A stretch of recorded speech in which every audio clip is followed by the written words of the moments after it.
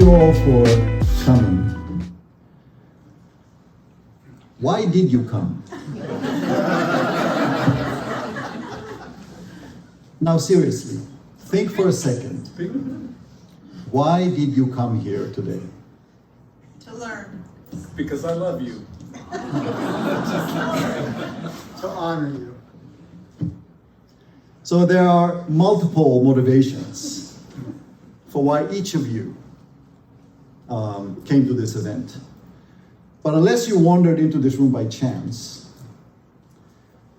I would wager that in one way or another, part of the story of why you came here today involves your relationships with educational psychology.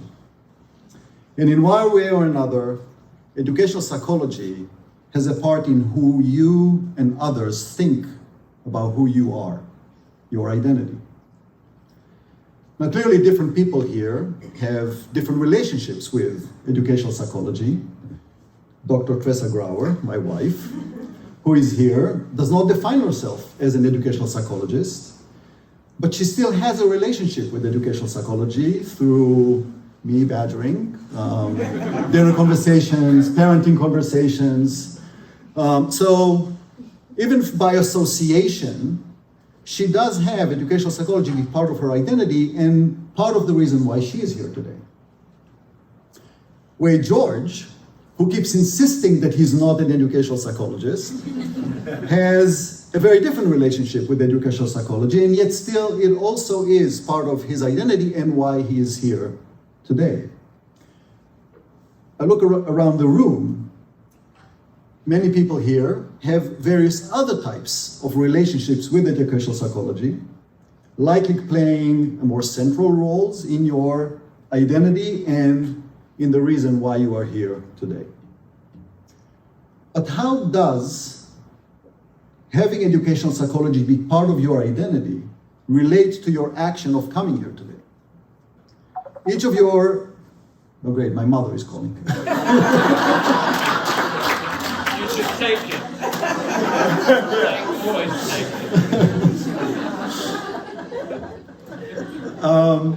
How does having, I'm sorry? She wants to hear your talk. From Israel, no less. How does having educational psychology be part of your identity relate to the action of coming here today? Each of your relationship with educational psychology is somewhat different from each other. And there are many people with educational psychology being part of who have educational psychology be part of their identity who are not here today. And I would wager that it won't be difficult for each of you to imagine circumstances where you wouldn't be here right now. So this highlights an insight about the relationships of our identities and our actions. They reflect diversity, they are variable, non-linear, context-dependent, with certain identity elements playing a bigger or smaller roles in our action depending on other characteristics of our identities and on situational circumstances. And therefore, they are not fully predictable. The relationships between our identities and our actions are complex. In this opportunity that I'm very honored to have of giving this presidential address, I'll explore this question. How can we understand the complex relations of who we are and what we do? Our identities, motivations, and actions. And not only to satisfy curiosity, but with the goal of considering how understanding these complex relations can support us and help us support others in assuming agency to become and act in ways that align with our core values and who we want to become. And while this applies to our individual identities and actions, what I'll focus on primarily is on our identity, motivations, and actions of the collective we are members of, the collective identity of the educational psychology community. While each of us has a personal identity in which educational psychology is a part, the educational psychology community has an identity in which each of us is a part. And the complex processes that intertwine identities and motivation and action are similar in individual agents in and in collective agents. To guide my exploration of this complex phenomenon, I'm going to use a complexity perspective. The model that Bev mentioned, that I developed together with Dr. Joanna Garner from Old Dominion University. We've been working with it for the past decade or so, and we call it the Dynamic Systems Model of Role Identity, or fondly by its acronym DSMRI. And this is a schema or schematic representation of the DSMRI. And briefly, the model portrays any human action as emerging from the situated social cultural role that the agent occupies at the time of action. And that role is a part of a cultural activity system. So if you look around, the way you're all behaving or acting right now is very similar, because you're all occupying the social cultural role of attendance in the cultural activity system of an academic presentation at APA. Now, my actions are different because I'm occupying the role of the presenter in this activity system. And we are able to collaborate because we all share the cultural conception and action scripts of this activity system and the roles within it. The DSMRI's premise is that each agent constructs their own interpretation of that role, who they are in the role, their role identity. So each of you has a role identity as an attendant of the presentation, which makes your experiences and actions similar but not identical. And this role identity behaves like a complex dynamic system.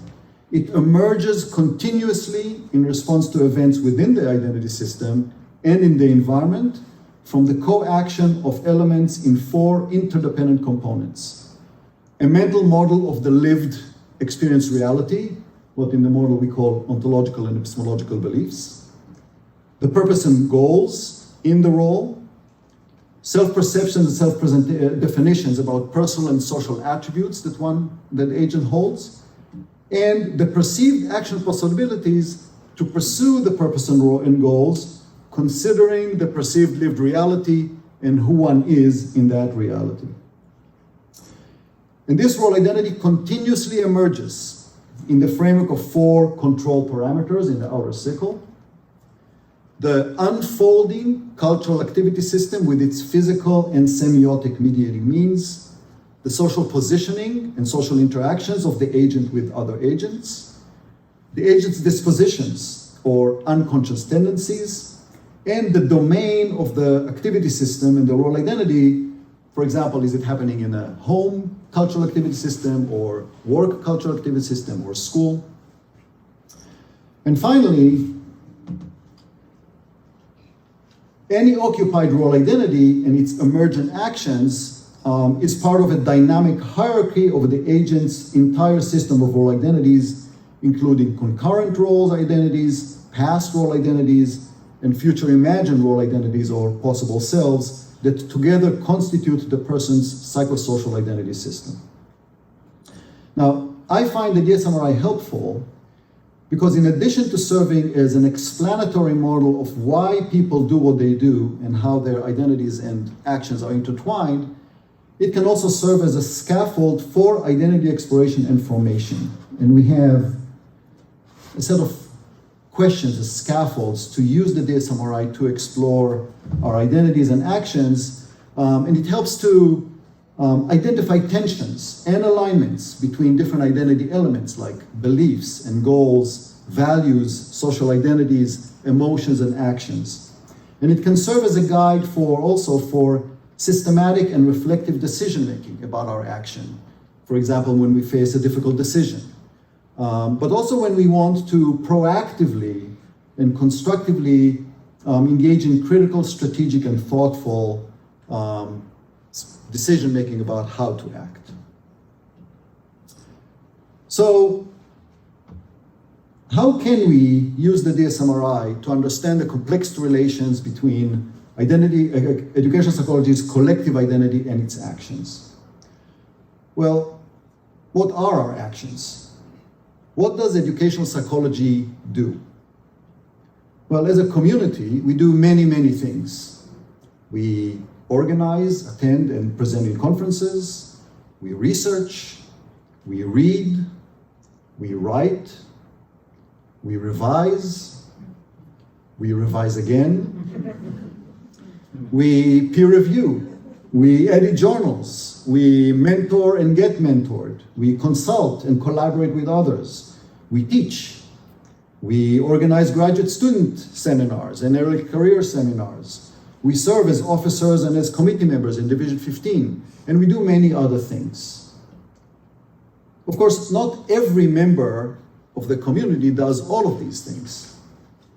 Diversity and complementarity of roles are essential to the viability of the community, and an important characteristic of the collective identity is that the identity, its roles and actions are distributed. And the distribution, importantly, goes beyond the particular membership. The collective identity persists while some members join, other members leave, different members change roles. The collective identity is a dynamic whole that is bigger than the sum of its members. So, if the collective identity is not captured by its members, what makes it a persisting, emerging entity? Like culture, the collective identity is enacted through participatory activity systems, communal rituals that harbor the collective's beliefs about its reality, purpose and goals, self-perceptions and values, other self-characteristics, and action possibilities. Think, for example, about the activity system we're participating in right now, the presidential address. Why do we do it? So I actually never thought about it until I was preparing for this presentation. And I probably should have last year when I was president and worked with Annette and Courtney about the program, like, why are we having presidential address? So I didn't. So what I'm going to do now is like a cursory DSMRI analysis of this ritual. So the purpose and goals, so I'm asking with the DSMRI these questions. So the purpose and goals of this ritual include honoring the past president, aligning this division's rituals with other divisions who have presidential addresses so that we don't look bad or unprofessional. But mostly, I suspect, we are having a presidential address for the purpose of bringing members together to a celebratory event that builds pride in the community and engages the audience in EdSci content. What are our assumptions about the reality that guide this ritual? One, that people are likely to come because they're already at APA, and are even more likely to come if the address is scheduled right after the business meeting and just before the social. Another assumption about the reality is that the president is too busy and won't have time to prepare a good address, but that the past president has all the time in the world and they can do all this. Self-perception, self-definitions. Well, we assume that our past president can speak at least semi-coherently about relevant things to promote the purpose and goals of the address. And therefore, the best option for action possibility to pursue these goals in light of the perceived reality and our capacities is a 50-minute session at the end of the long conference, right after a 50-minute business meeting, delaying a much-needed social hour with the past president lecturing or whatever strikes their fancy. Do you identify a hint of an identity tension between action possibilities, the assumptions about the past presidents, and some goals? So, just so I don't leave this hint of identity tension as is, I'm going to recruit another action possibility to this event that might align more with the goals. And I'm actually going to ask you to look around you, find somebody you don't know, or at least don't know well, and take 60 seconds to introduce yourself to that person, briefly tell them what your relationship with educational psychology is, and one main reason why you came here. Please, and I'm going to actually put a timer.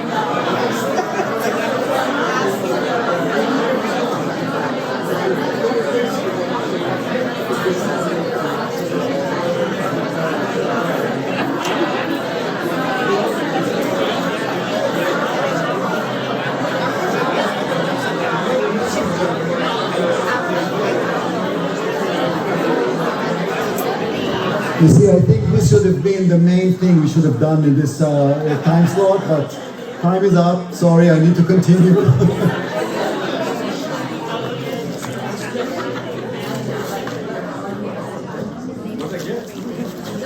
So, we can and probably should conduct more rigorous DSMRI analyses relating identity and our action to other activity systems that enact educational psychology's collective identity, like poster sessions, the publishing process, committee meetings, research, teaching, award giving, even our social.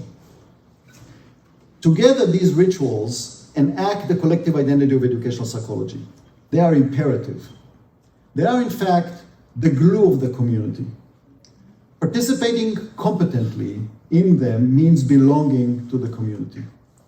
For example, the shared ontological beliefs of the ritual activity system of poster sessions allows educational psychologists who never met each other, one occupying the role of the presenter, one occupying the role of the audience, to interact comfortably and collaborate on pursuing the purpose of the poster session, and to feel members of the community at that. And this is why we socialize our newcomers, our students, to learn to participate in these ritualized activity systems. But while rituals and their identities are essential for a coherent collective identity, they also come with a risk.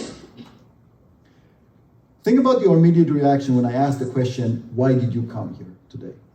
Right? So the laughter, and perhaps even when I said, oh, seriously, perhaps a sense of like, wait a minute, maybe I'm feeling a little discomfort.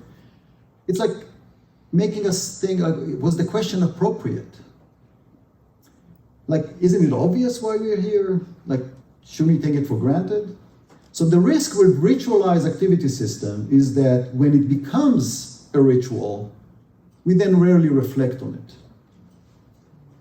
Every day from the moment we wake up until we go to sleep, and in fact, even when we sleep, we act in habitual ways that reflect our participation in ritualized activity systems within which we construe our personal role identities. And most people rarely reflect on this intertwining of activity systems, role identities, and habitual actions. Now, of course, it would be exhausting to reflect continuously on why I do what I do and how that relates to who I am. Our psychological makeup has evolved to free mental resources by automating and by relying on external regulators, like, cultural mediating tools, like on cultural scripts for situations or on navigation apps. And as a result, many of our actions throughout the day are subconscious. It's very efficient. So we only reflect on what we do when we really need to. Now, there are people who continuously need to reflect and effortfully negotiate their role identities. These are people from marginalized groups. These people, their role identities emerge in collective identity systems in which their characteristics position them as disempowered. Marginalized people need to negotiate their beliefs about the reality of the situation and the purpose of their role with their self-perceptions and self-definitions as having those characteristics that marginalize them. And they need to carefully consider the action possibilities that are available and not available to people with those characteristics. And this takes tremendous psychological resources and emotional labor. Otherwise, when do privileged people reflect on why they do things and how it relates to who they are? Again, mostly when the situation calls for it. For example, when we participate in a new activity system and we need to construct a new role identity. Or when a habitual action doesn't work as we expected. Or when taken for granted activity systems in our identities and habitual actions are challenged or provoked, and we're made to face an identity tension. And these tendencies are similar in collective identities. Like individuals, communities reflect on their collective identity and habitual actions when a habitual action doesn't work as expected, or when the collective identity is challenged or provoked with an identity tension. And as a community, educational psychology experienced constructive identity provoking by our members. For example, those who challenged how we've treated race and racism in our history, in our theories, in our research, in our teaching, and in our divisional procedures. We've been constructively provoked and challenged to question and explore our habitual research practices and how they have been misrepresenting psychological phenomena in ways that prioritize white experiences over those of non-white folks, and how our organizational practices might be hindering access, opportunities, and participation of educational psychologists from marginalized groups. And this collective identity exploration is ongoing, and it involves elaborating on our beliefs about the discriminatory state of our perceived reality, on our social justice values and competencies. It involves setting equity goals and harmonizing these goals with other valued goals of the division, and devising alternative action possibilities in our activity systems that orient towards pursuing these worthy goals. We were also eventually provoked, after a couple of decades of attempts by some of our members, to pay attention to the sense of irrelevance of educational psychology to educational practice and policy.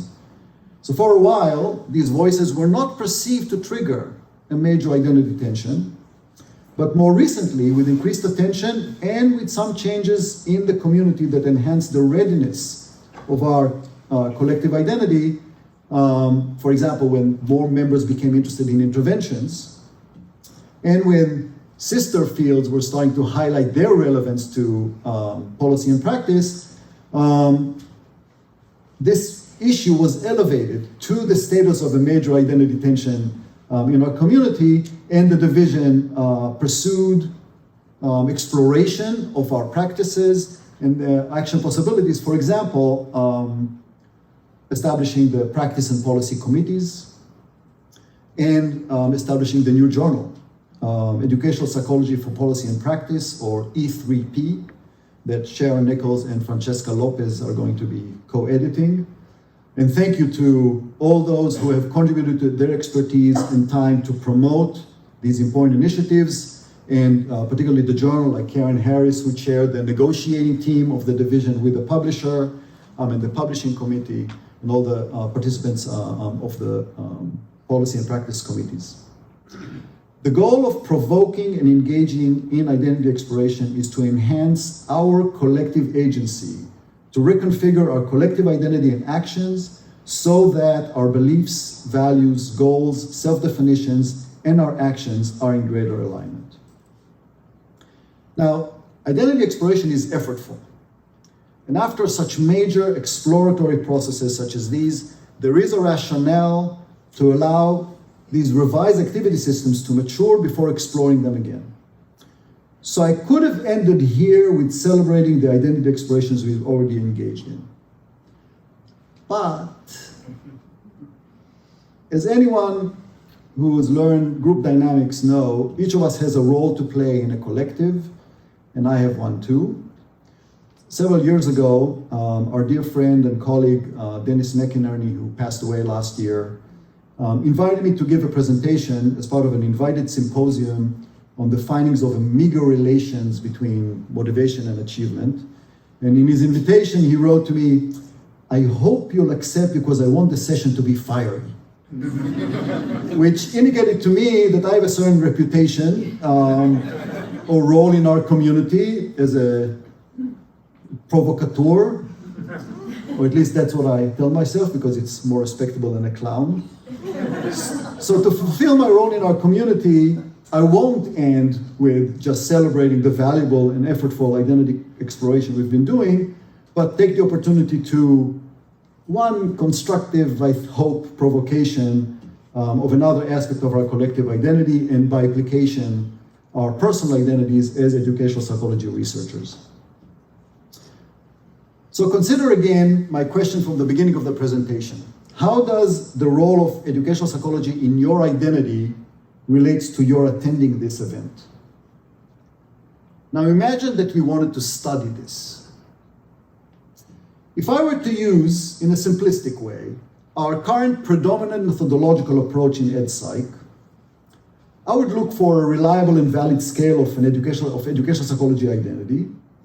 I'd select a random sample from you and a random sample from the educational psychologists who did not attend today. I would administer the survey, and then I'll conduct mean comparison.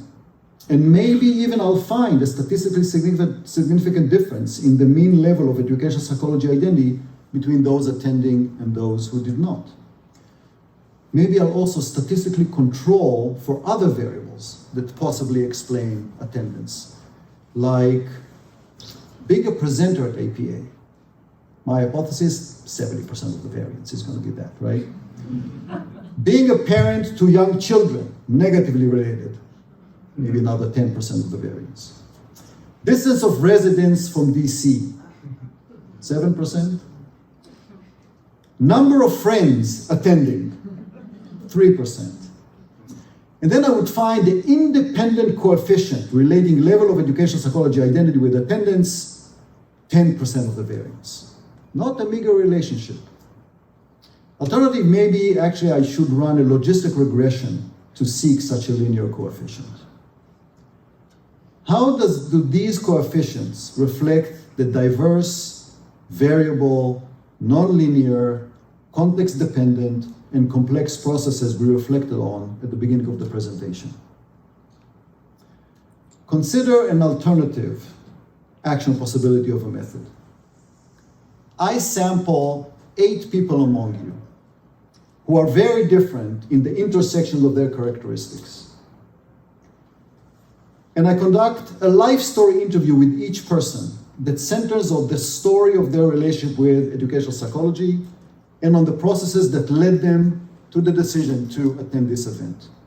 I analyze richly using the DSMRI there's a possibility, each case, and then I combine the insights across this diversity of cases. This contrast is not meant to argue for the superiority of qualitative over quantitative methods. There are excellent quantitative methodologies to capture the nature of complex phenomena. My goal is to highlight 2 characteristics of our current predominant methodological approach in educational psychology that, in my view, seriously hinder our science and in some cases even have harmful effects on people. The first is that our current predominant methodological approach tends to reify constructs over deep understanding of the phenomena we are after, the richness and complexity of people's experiences, meaning-making, and behavior in their lived context. Our robust research is valid, reliable, and says very little about these phenomena.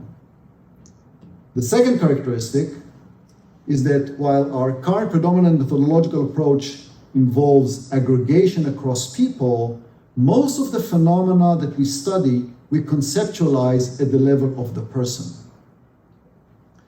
There is a misalignment between our ontological and epistemological beliefs, our theories that describe learning, motivation, development, action, achievement as rich and complex individual in context processes framed by cultural socialization processes, and our action possibilities, our methods that oversimplify them into few constructs that we analyze to derive linear coefficients about the aggregate. Consider the gold standard practice of this construct-focused aggregation approach, the representative sample. We rightly critique research that uses non-representative samples when we generalize from the sample to the population. When the population is diverse, and we expect this diversity to manifest in different experiences and actions, a non-representative sample will not capture the diversity across the population.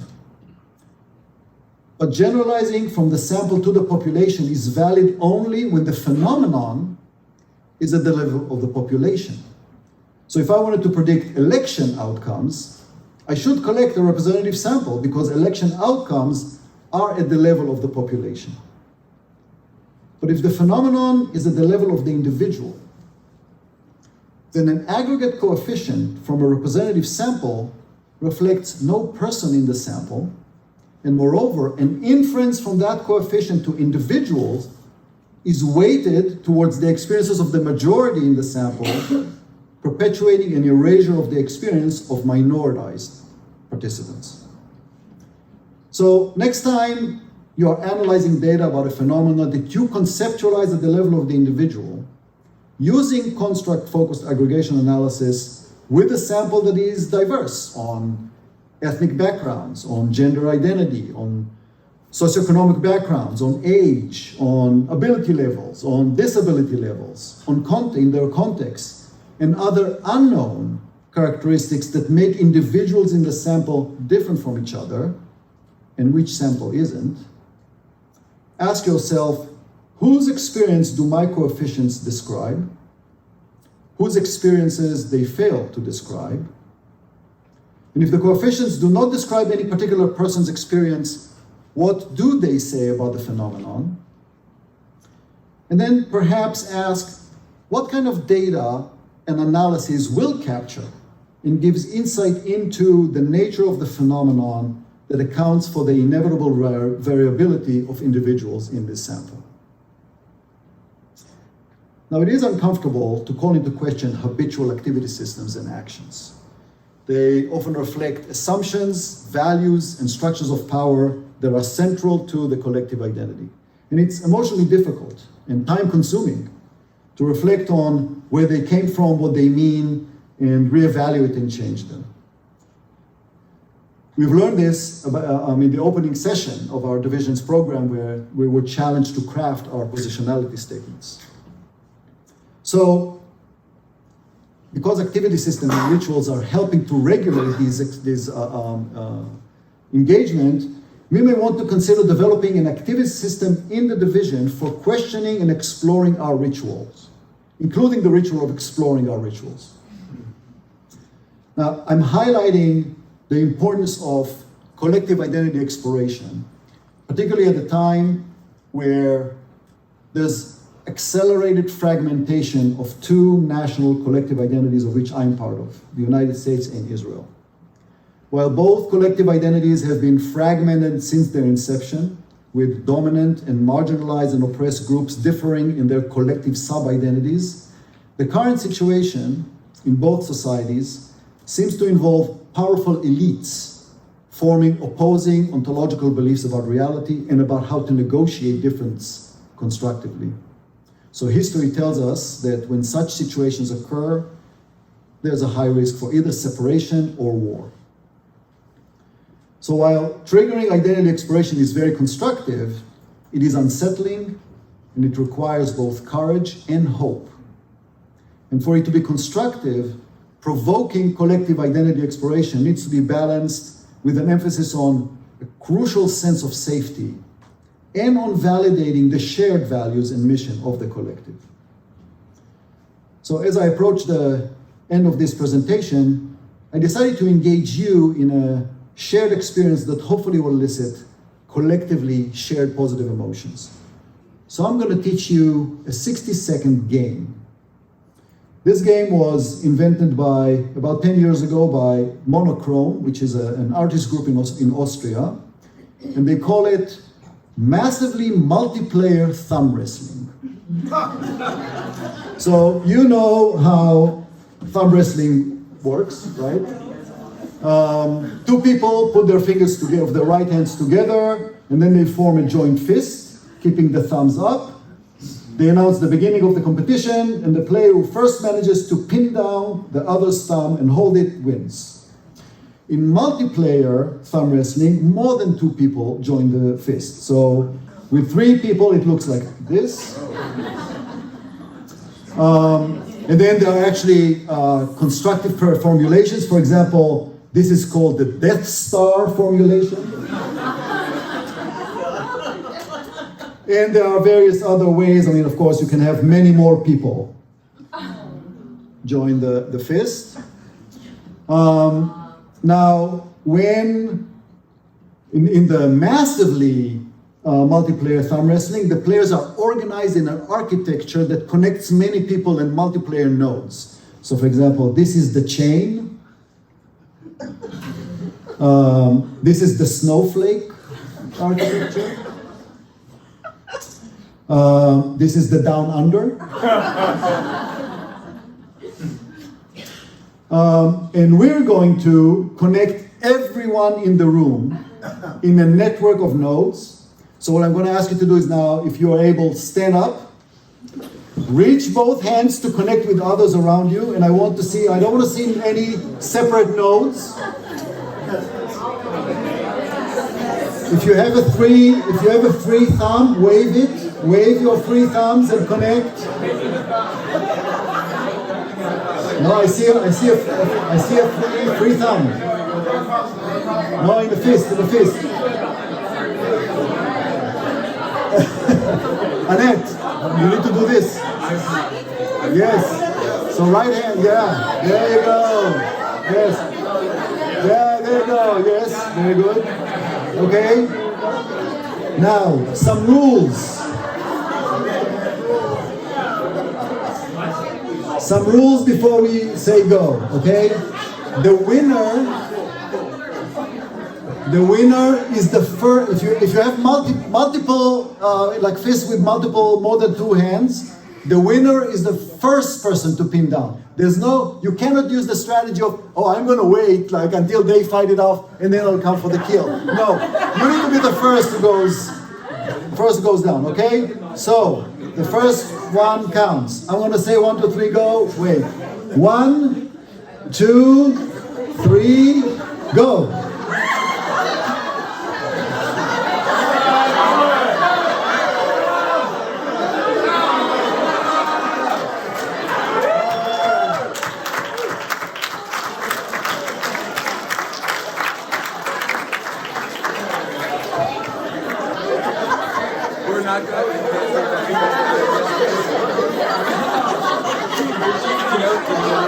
So, because this game is not played very, very prevalently, Monochrome has accelerated the ranking. So if you manage to pin on your two thumbs, you manage to pin one down, you're a grandmaster.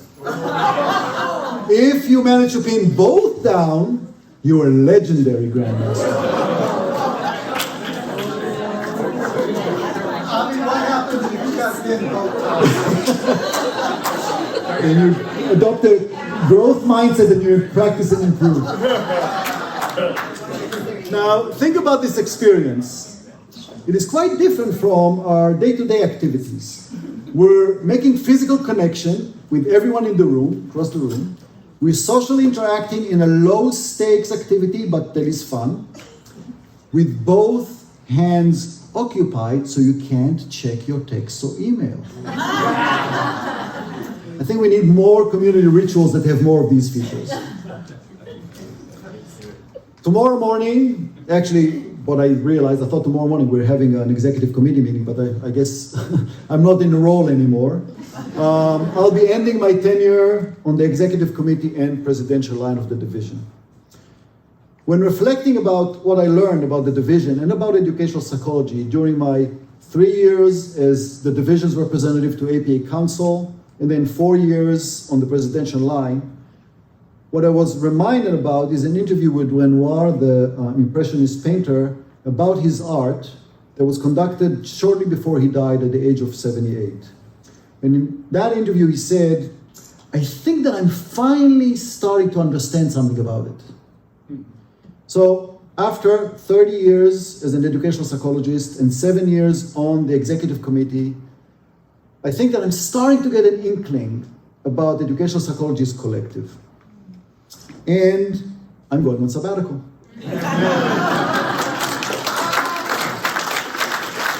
But I leave you with a vision of what educational psychology might become. And my vision of the collective identity of educational psychology, the way I would like us to view ourselves and others to view us, is as essential to anyone who is involved in one way or another with people's learning, motivation, development, achievement, well-being, and the context that support these processes, wherever they happen, beyond schools and universities, in informal education settings like museums and community programs, in corporate settings that focus on employees' learning and motivation, in leadership development that supports these processes, in nonprofit organizations, in health systems, and in policy-making bodies that focus on public education. My ontological and epistemological beliefs about educational psychology is that everyone needs it, they just don't know it yet.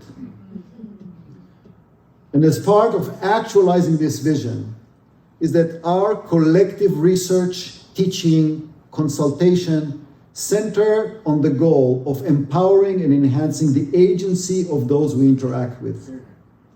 How do we research and how do we disseminate our findings in ways that enhance our own, but also our collaborators, our participants, and our audience's identity exploration and agency?